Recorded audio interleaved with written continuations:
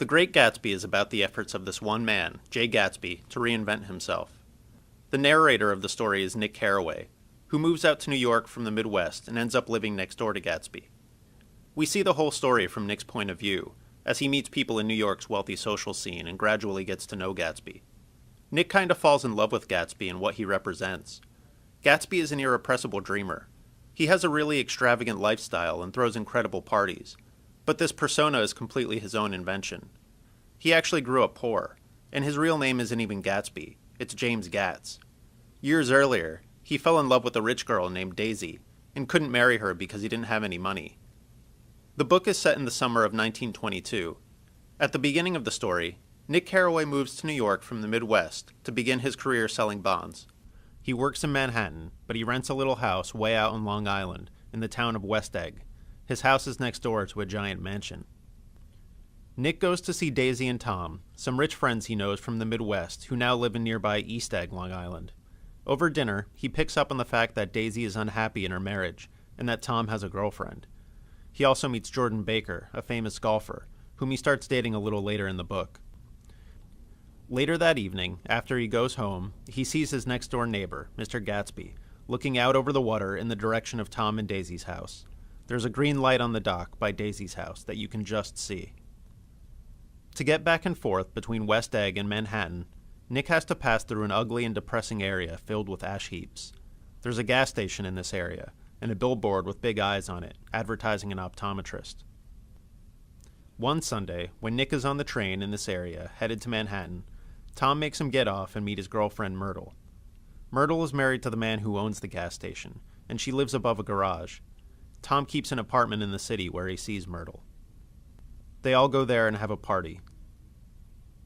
Nick winds up going home with another man, a photographer named Mr. McKee. At the mansion next door to Nick's, parties go on all night long, every night. One day, Gatsby's chauffeur delivers an invitation to Nick from Gatsby, so Nick goes to one of the parties. Crowds of people come, drink heavily, and dance. He sees Jordan Baker there, and the two of them stick together. He meets Gatsby, and they talk about their shared experiences in Europe and World War I. Gatsby is nice to Nick, and they strike up a friendship.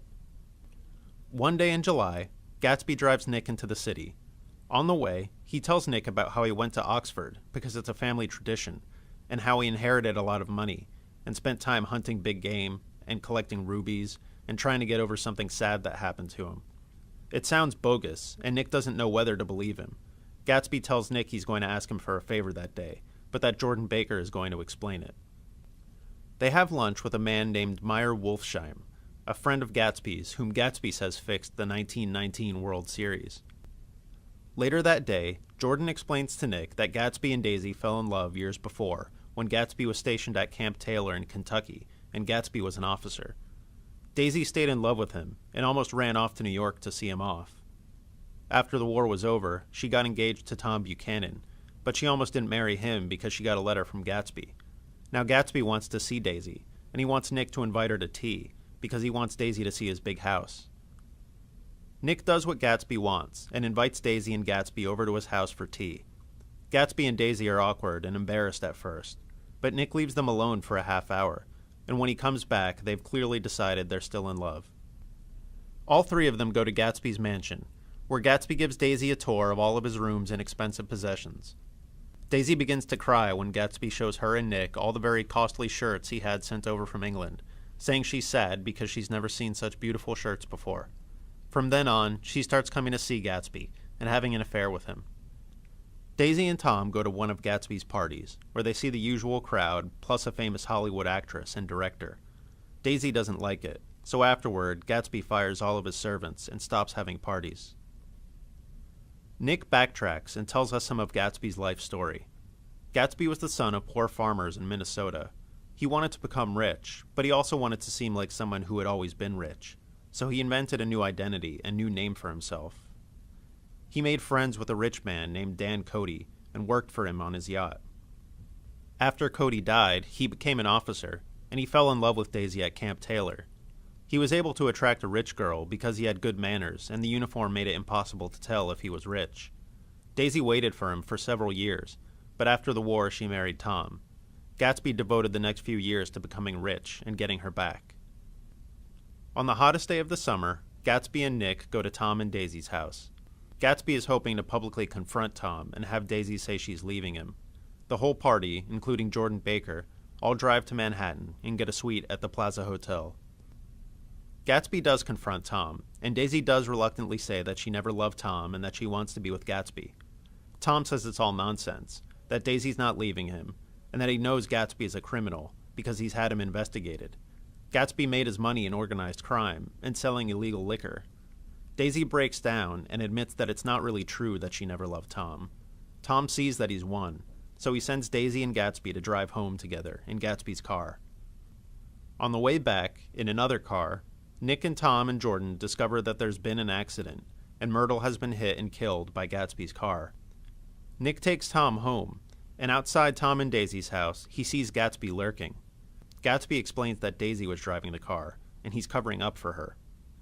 Nick goes up to the house and sees Tom and Daisy together in the kitchen, eating chicken. He can see that Daisy isn't going to leave Tom. Gatsby still can't believe he's lost her, though. Myrtle's husband, George Wilson, who owns the gas station, tracks down the owner of the yellow car. Ultimately, Tom tells him it belongs to Gatsby. George Wilson goes to Gatsby's house and kills him while he's floating in the pool. Nick tries to get people to come to Gatsby's funeral, but hardly anyone does. Meyer Wolfsheim won't come, but tells Nick how he started Gatsby in business. Tom and Daisy leave town before the funeral. One of the few people to show up is Gatsby's father, Henry C. Gatz. He says he's proud of what his son achieved, and he shows Nick a book with a written self-improvement schedule that Gatsby kept when he was younger, back when he was still just James Gatz. Nick breaks up with Jordan over the phone and moves back to the Midwest. Gatsby dies in part because he's obsessed with the past. He can't let Daisy go, not because of their relationship now, but because of what they had, back when Gatsby was a poor kid in the army who got this beautiful rich girl to fall for him. Part of Gatsby's attraction to Daisy stems from what she represents for him, money in the upper class. He seems to think by winning Daisy, he can prove to himself that he belongs to the upper class. He embodies this very American idea that no matter where you come from, even if you're poor, you can become anything you want. But the book suggests this idea is somewhat of a lie, because Gatsby has to resort to crime to make his money, and he's murdered pursuing his dream.